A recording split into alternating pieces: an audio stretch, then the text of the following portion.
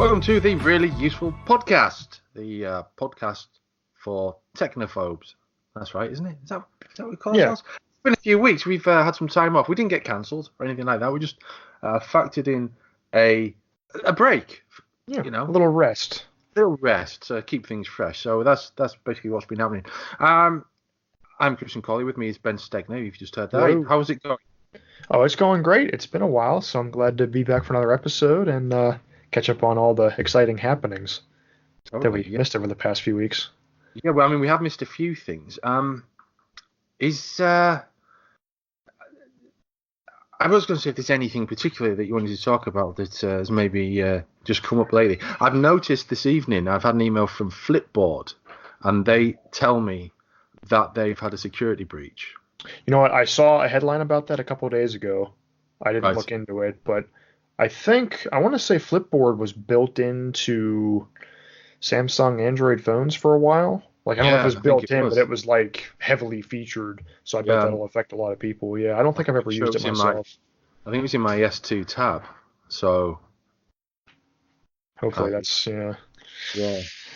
And I think I used it before it got incorporated into tabs. So in the tablets when it was like a freestanding app.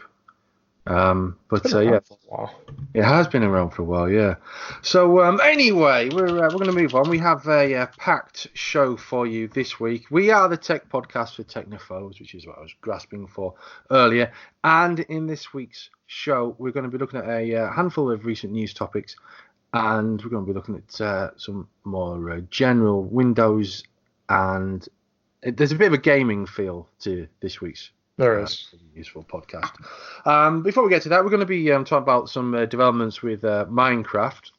We're going to be talking about Mark Zuckerberg's podcast that he's launched, and we're going to look at whether game addiction is real or not. We're also going to be taking a look at Windows 10 programs that you shouldn't install, what it takes to switch from console gaming to PC gaming, and we'll also have a look at those video games ratings and what they really mean and whether they're relevant or whether you can ignore them.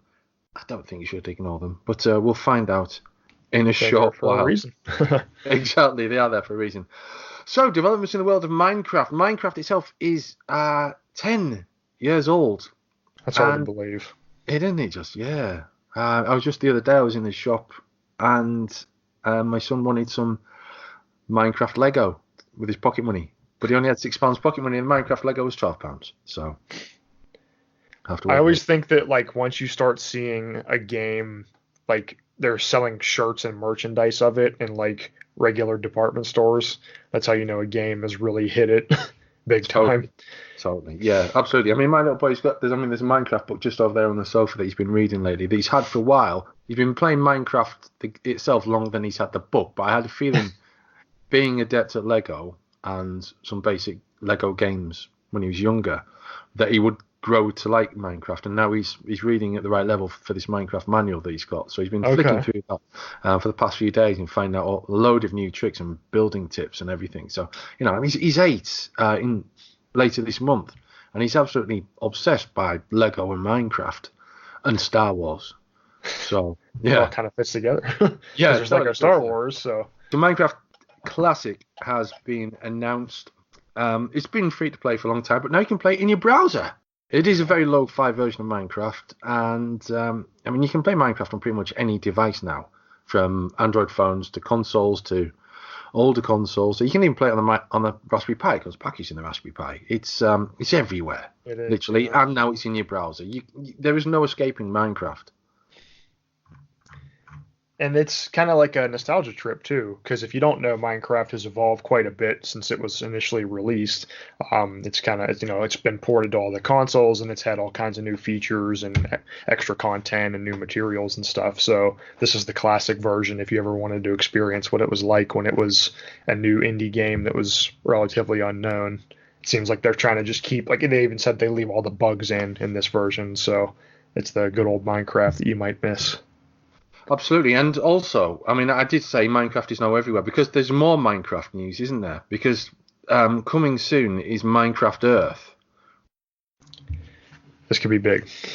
This is take Minecraft and then take Pokemon Go and merge them together, and that's pretty much what you've got with Minecraft Earth. I mean, the trailer's jaw-dropping, really. It's not only in what it's promising, but also in its confidence. Yeah, I think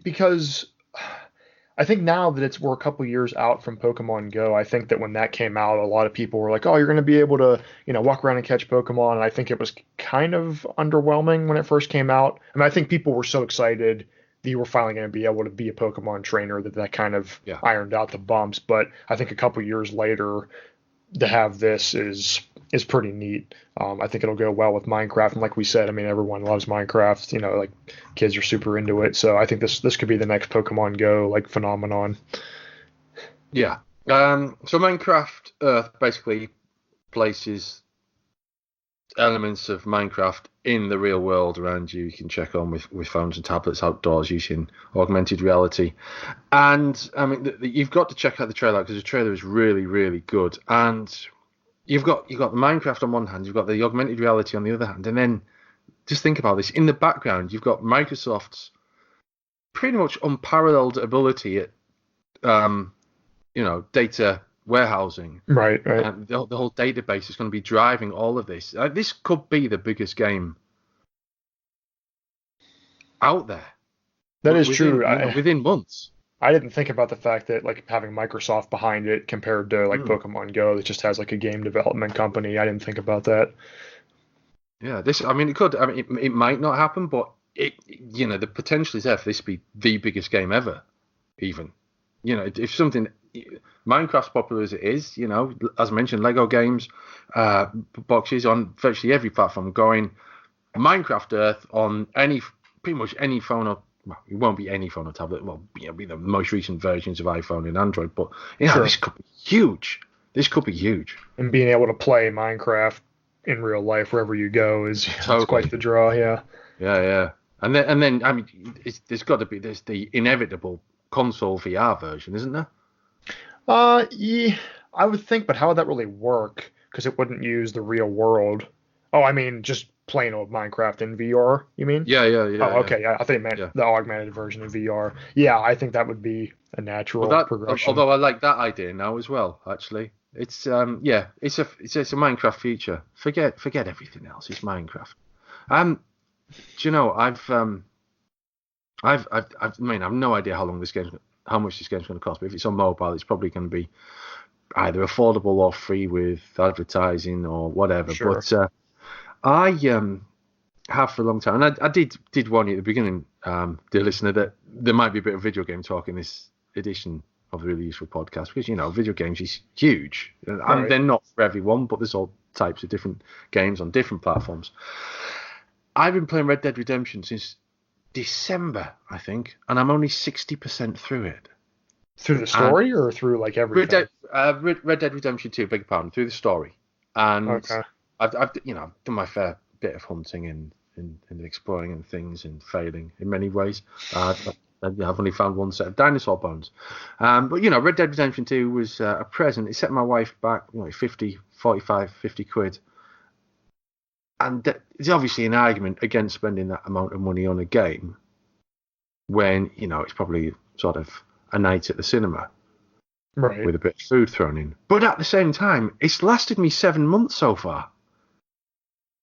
With that, yeah, I think a lot of the time, I think a lot of people, when they look for a game review now, there's almost too much emphasis on that, like how much content you get for the price, because I'd rather have a game that's 10 hours that's really fun for 10 hours than a game that's drawn out. I'm not saying Red Dead's drawn out, but those like some of the Assassin's Creed games fall into that where it's just like copy and paste missions and stuff. So I think that just looking at price to value can be hard. But I mean, I feel the same way about like multiplayer games I've bought. I haven't been playing Overwatch as much, but I mean, I bought it 3 years ago and I'm still playing it years later, and that's a pretty good value. Sure, definitely, yeah. I mean, it's a shame there isn't a better pricing around longevity for games. I think. I mean, they've kind of like, I guess a lot of the old models like for the developer to make more money kind of went away because you have like the old subscription model like World of Warcraft uses where you just Yeah. pay every month. But then even the model, like even I don't know if you saw the new Call of Duty was announced recently, and they're even Call of Duty is getting rid of the like season pass model, which was the Right. old like where you paid for everything up front and you got like 4 or 5 DLC packs. It seems like more and more games are going towards the all the DLCs free, but there's just loot boxes and all that in there. So Yeah. I mean, Guild Wars kind of killed that for World of Warcraft, didn't they, by bringing out kind of sort of like games every sort of 18 months and new sort of packages every 18 months that you pay for. Um, and then years ago when I was a fledgling tech writer, I was writing RPG guides, and I did a couple for Star Wars: The Old Republic, and I did one for a game called Terra. And Terraria, yeah, the like 2D kind of no, sort not of. that one. No, Oh, the 3D one. What's it called? I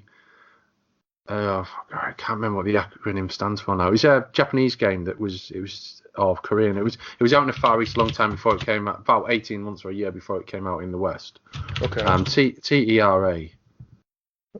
Oh, okay.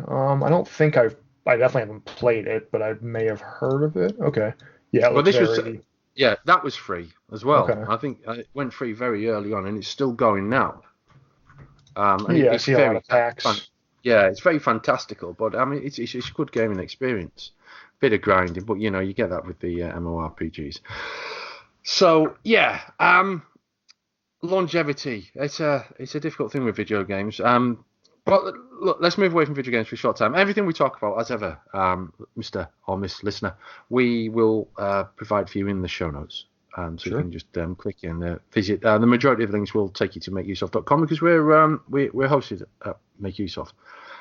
Mark Zuckerberg, the man who knows everything about you, More than you'd want basically. to admit.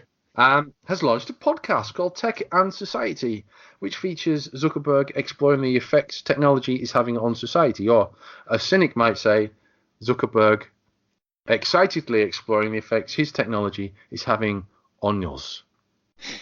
And dollar signs whizzing round in his Right. eyes as he learns Like more and more and more. as he needs more of those. Yeah. It sees this Facebook CEO in conversation with experts in various fields to do with technology and society and the intersections. And it's related to Zuckerberg's personal challenge for 2019, which was to host a series of public discussions about the future of technology in society, opportunities, challenges, hopes, and anxieties. Hmm. I'm probably going to find myself listening to this to find out how interesting it might be. I don't think this is for everyone, and I do feel it's maybe more for Mark Zuckerberg than it is for anyone else. What do you think? Yeah, I think like you read it says like I don't really follow him, but I know that he does those like personal challenges where every year he's like wants to read X number of books or learn a Yeah, new language or whatever. So I think it's kind of like it seems kind of like more of an experiment for him to do something with it in this year than like putting content out there for people to learn from or whatever. Um, I don't know. I mean, I haven't listened to it. I think it could be an interesting from like a listener perspective because the only time I've ever really seen him is like with the court hearings we were having here in the U.S. a couple months sure. ago. Yeah, That the infamous where he was like a lizard or whatever, but he was joking that he was like not very personable. So I guess it would be interesting to kind of hear him talk from less of a like in court where everyone's looking yeah. I at was going to you say. I and mean, more relaxed. it can't be difficult in that situation, can it? Right. Regardless of what sort of character you are. Right, because I mean, everyone's looking at you, and I'm sure it's uncomfortable. So it could Yeah. be interesting, but yeah, I think the subject matter might be. I mean, if you're someone that's interested in like sociology, or obviously tech has really shaped culture, which I think is interesting, but I don't know if he's someone I want to listen to talk about it all the time. Yeah, sure. This conversation, we'll put the link to this, so you can check out Zuckerberg's discussions. And I mean, it looks like it's going to run on for a while, so there's going to be there is some interest there for anyone, especially if you're interested in Zuckerberg or interested in the effect of social media and the intersection of tech and society, which is what this is all about. But big names in technology. Mark Zuckerberg is one. Jimmy Wales is another one. And there's, as we record this, the president of the USA is in the UK, and half of social media is apoplectic over the indignity of having invited someone that they don't like to the UK. Where I am in the UK, there's been a little spat between the president of the USA and the mayor of London, which has been going on for some time now, and they kind of like sporadically insult each other on Twitter. From this part of the world, which is very kind of away from the cities, just post-industrial area. Sure. The general feeling is they're both complete fools, for want of a better word. So, it's interesting how things get skewed by the media. Like 10 years ago, we didn't have Twitter. We didn't have this Twitter. Social media is shaped, and we can give a big deal of this can be a responsibility for this can be put in Mark Zuckerberg's direction. Social media is totally skewed how we interpret the news, and now our conversation about the news and current affairs, hasn't it? Yeah, I think I've been listening to different podcasts and things that have talked about this lately. How I think one of the things I've tended to notice, and even people looking back at like historical figures, a lot of the time, there's really this like. I don't know if social media has probably contributed to this. Like we see people a lot of time as like a holy saint or like the worst devil ever, like when there's someone, it's like if they did one bad thing, it's like they're horrible, evil, like instead of looking at people as like complicated beings who maybe they have good and bad, like even people, if we look back at history that we revere as heroes, I mean, they weren't perfect people, obviously, because no one is. So, but I think social media has kind of contributed to that because there's a lot of this, us versus them. And it's like, if you see a tweet from someone, you can put them into the category of, they don't agree with me, so they're evil, or they're on my side, so I like them, which I think that polarization it's affecting us looking back and probably looking forward too. It's probably, I imagine there's a degree of the lack of body language and non-verbal communication taken as possibly part of this. But I did mention Jimmy Wales earlier because he'd tweeted that he was leaving the country. Apparently he was in the UK. I didn't know this. He was leaving the country while Donald Trump was in the UK, which seems a bit extreme. He's just coincidentally booked his holiday at the same time. Oh. Who knows? Now then, let's move on. Video game addiction is real, says the World Health Organization. They've officially declared video game addiction as a disease. So if you feel like you or somebody you know plays video games for too long and too often, then there could be there's a recognized medical disorder that covers you. It's my word, the International Classification of Diseases. I haven't seen that for a long time. That's like a multi-volume collection of this. Like each volume is like this thick. Some light reading. So when you need to fall asleep. Wow. So gaming disorder has been included for the first time in the ICD-11. What do you think of this? Well, You've been gaming a lot. I like to play games, so I try not to like approach something like this and just be like, oh, it's nonsense. Because I'm interested in it. I think one of the things that I would find interesting about the people to ask, if I could, about the people that decided this, I wonder how much like the changing of the landscape of what games are and what they offer has affected this, like we were just talking about. Yeah.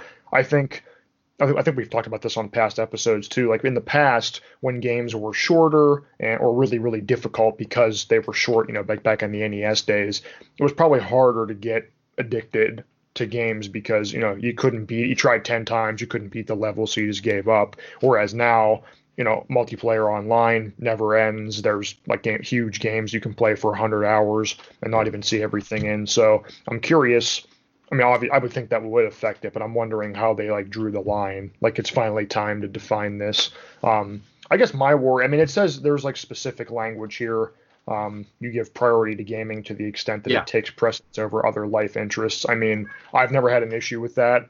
My only worry would be that it's not like, oh, you're addicted to games because you played for whatever on a Saturday or whatever. I would just hope that they wouldn't misclassify people. But yeah, I think it can. I mean, like anything else, if it keeps you from eating or seeing people or doing your job, it's Yeah. pretty serious. I think it doesn't have to be. I mean, addiction can come in many different forms, and I mean, I've probably been addicted to some games in the past rather than it being a general video game addiction. There was a time when, sort of 20 odd years ago, I would play nothing but Championship Manager, which is a soccer management game, which is now called Football Manager. I'd play that constantly, but not long before that, I would absolutely have hammered a game on the Amiga called K240, which was a space asteroid mining strategy game. Okay. Before that, I played Civilization 2 to absolute death. I think it's a tricky one, isn't it? I think there's got to be moderation in everything that you do, hasn't there? Right.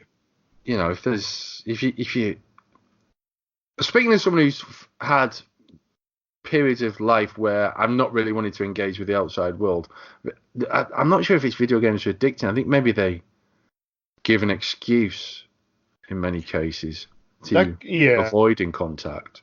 I think something else too, like you always see these like memes or whatever, where people are like, you tell me that I like that playing games is bad, where you like to watch Netflix or whatever. So I mean, it can really be anything. I think that, not going out for weeks because you're watching too many shows or whatever is pretty similar.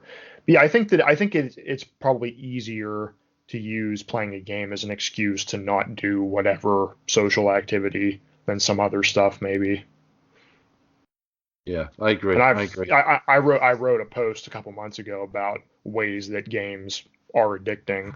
Won't get too into it, but I mean, I just talked about how like games have feedback loops. So when you accomplish something, it makes you feel good and you want to accomplish more. Sure. And like with other stuff we talked about, how multiplayer games just go on, and so yeah, I think a lot of that is how games have grown. So I think it's like anything. It's people with certain personalities are probably more prone to any kind of addiction than others.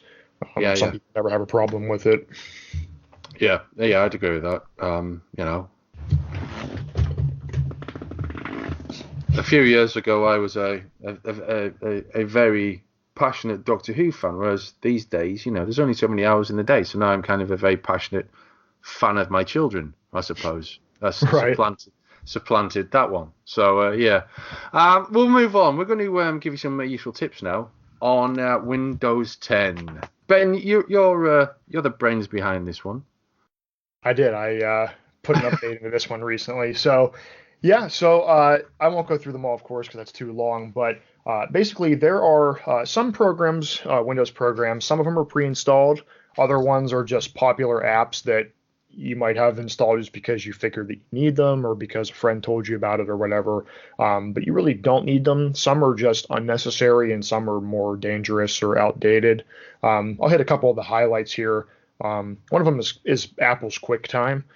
If you have an iPhone, you probably have iTunes on your computer. And I don't think they do it anymore, but for a while, if you installed iTunes, it came with QuickTime to play videos. Apple doesn't update QuickTime anymore for Windows, so it's totally unnecessary. And because it's old, I think there was a known problem with it, and then when they stopped updating it, so that could result in some issues.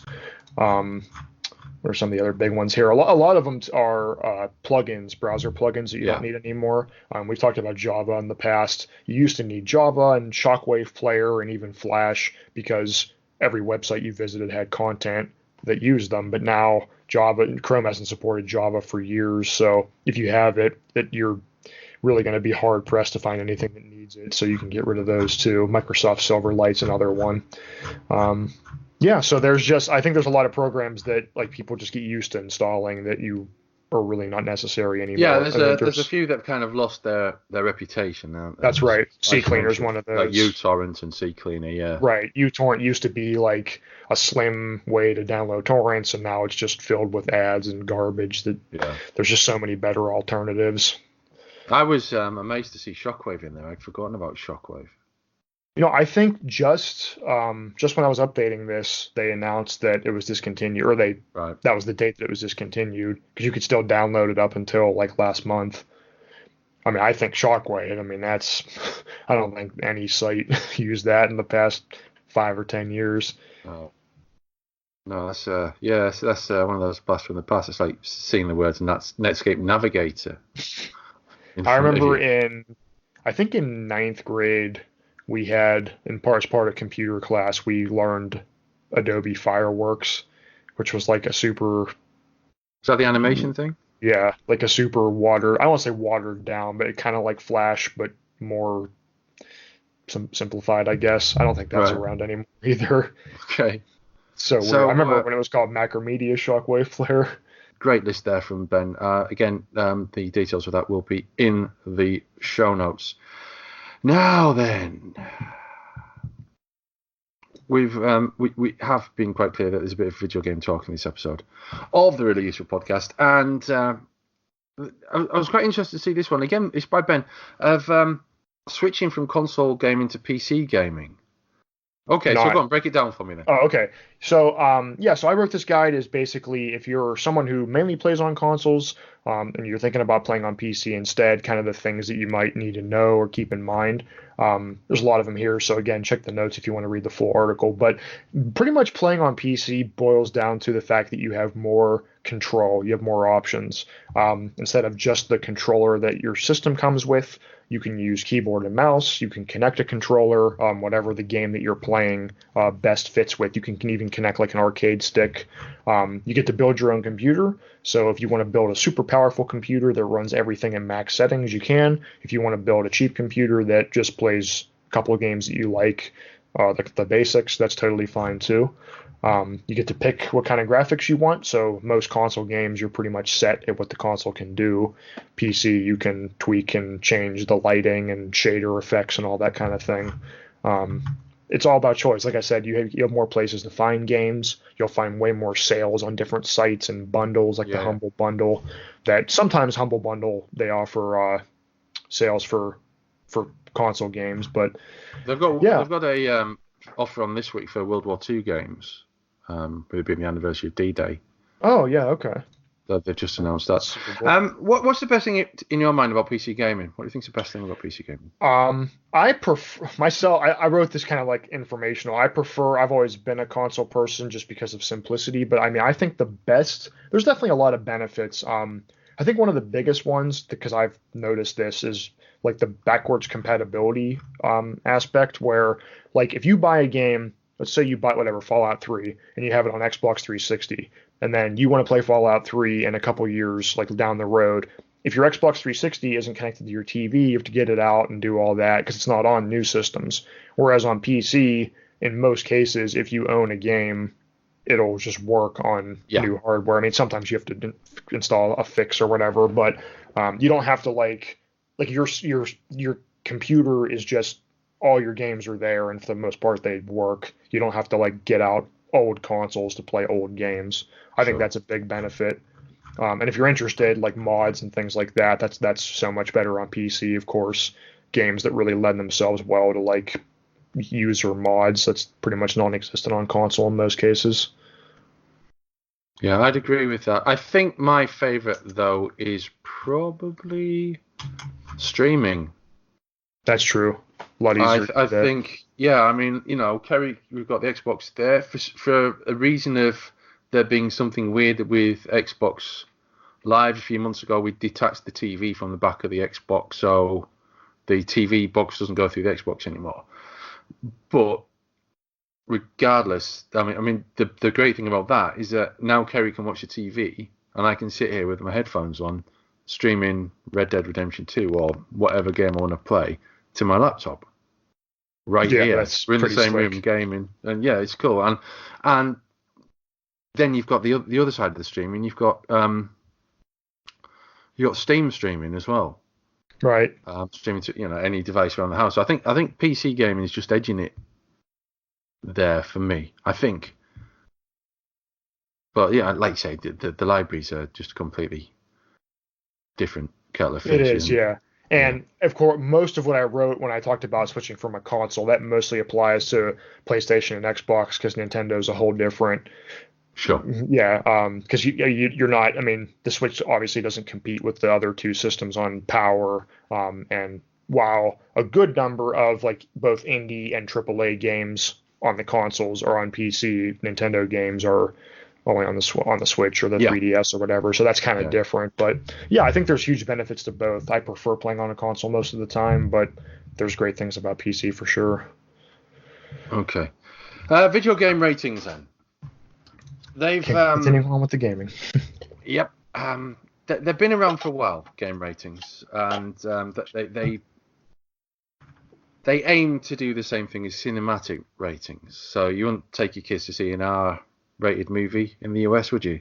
Oh yeah, ours the highest. That's right. Yeah. See, we wouldn't do that, right? Yeah, in the UK we have 18, and I don't think we have X anymore, but I might be wrong about that. But 18 is, obviously you have to be an adult to go and see that film. And there's ratings for video games, which are more numerical these days than they used to be.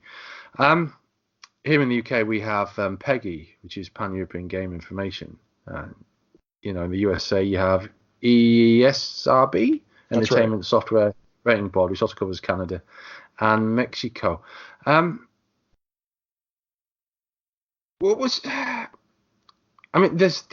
obviously different takes on this, and I think there is probably a degree of this which comes down to the child and parental responsibility and parents knowing their child better than maybe a faceless body slapping labels on Sure. on video games. Well, I mean, what's your take on this? Because you've done the reading up on this, and you've done the research and presented it in a manner of oh my word, bubble guppies. In a manner that is. I mean, what do you think of ratings? Well, I find overall, for some reason, I don't know why this is. I can't really give a reason, but I find like everything about like ratings and like censorship, like all that stuff together, I find really interesting. I'm not sure why. Like I would love to see like what goes on at the ESRB when they're talking about what to rate a game. Like I don't know why I find it really interesting, but I do. Yeah, I think that overall ratings are. If you're talking about the game ratings specifically, I think they're good for parents who aren't really game players themselves. Like I don't have kids, but if I did right now, like I would obviously know how to look into what a game is about and whether it's appropriate. But for parents who don't play games, I talked about in the article, the highest normal rating that the ESRB has is M for mature, which is 17 and up. There's also an adults only rating, which is AO. But the problem is that rating is basically like a lame duck because publishers won't take games rated AO. The main console manufacturers won't take games rated AO, and they won't sell them in stores. So it's basically pointless. So M is the highest rating. So I think that should kind of be retweaked. But yeah, I think that, I mean, take a game like Super Smash Brothers, right? It's rated everyone 10 and up because there's mild violence or whatever. I mean, I think that an 8-year-old could probably play Smash Brothers and not, because it's just like cartoon characters punching each other. It's not like it's anything violent. So I think it's a good guide, but it's not law. It could be improved, but I think they do a pretty good job for non-gaming parents. Yeah, I mean, I'm looking at this. The European system seems to make more sense than the North American system. In what way? I think some aspects of it are actually with the numbers basically. Yeah. Because you've got EC and E and E10 and T, and we've just basically got PEGI 3, PEGI 7, PEGI 12, Right. PEGI 16, PEGI 18, and I mean you slap that on there, you've got the number straight away on the box. You know exactly The age instead of the. I think the other interesting thing, because I was slightly familiar with PEGI, but I read more about it for this article. We don't really have, so early childhood is a rating. We have EC. That's specifically for games that are like made for like preschoolers. So like it wouldn't be enjoyable for like someone like us to play those games because they're meant to like teach numbers and letters and stuff. But in Europe, you guys have PEGI 3 and 7, but PEGI 3 doesn't mean it's for little kids. It just means that it's safe for little kids. So like Right. Yoshi's Crafted World or like a Yoshi game, they're still fun for adults. They're not made for like preschoolers. Because Sure. we don't really have, I don't think the ESRB really has a descriptor for like scary. Because I noticed that the main difference between PEGI 3 and PEGI 7 is like fearful elements. So a game that has any kind of like potentially scary thing for young children wouldn't be rated 3. We don't really have an equivalent of that. Like E is just it's for everyone, and E10 is more like violence or some mild language. So I thought that was interesting, like what the different regions kind of focus on. And like I said, you have 12, which is like our teen kind of, but then you have 16 and 18, whereas we only have M, which is 17 and up. So I think that the 16 and 18 difference is interesting too. Like that we don't really have an equivalent for that. Okay. Yeah, So that's interesting. you almost have more granular levels. Yeah. Well, I'm just looking at the PEGI content descriptors here. We've got discrimination, bad language, violence, drugs, sex, gambling, online, which I That's assume not means yeah. online That's not access, really yeah. and fear. And I'm casting my mind back because obviously I said earlier you've been gaming a long time. I've been gaming since 1984, and there was nothing stopping me from buying a £2 or £3 Mastertronic game, which was basically about gambling on horses Yeah. in 1988, 89. And nowadays we have all of these content descriptors, we have all of these ratings, and I have not got a gambling addiction. Yeah, So I think that like I mean it's funny too how like culture is changing. I don't know about in the UK, but like with like smoking here, like I remember when I was a kid, I still remember like smoking and non-smoking sections in restaurants and stuff, yeah, to where like it wasn't really it was more acceptable like in public areas, but it wasn't like totally banned. Like it's pretty much banned in public areas now. Like I'm yeah, like in video games now, there's a descriptor that says like depiction of smoking. Well, like that was never that wouldn't have been on a game case in the yeah, 90s, which I think is interesting. But yeah, I think when you said about like older games, like there were no ratings, it was just like a free for all. I think it's interesting because with the ESRB specifically, in '94 there was a hearing in the courts here about how games were getting increasingly violent, mainly because of Mortal Kombat. So it was like as games got more realistic, that's when they thought that yeah. we need a rating system. But yeah, with gambling, you're right. I mean, even primitive games could have gambling elements. Yeah, I mean, there's a lot of things like that. I mean, there was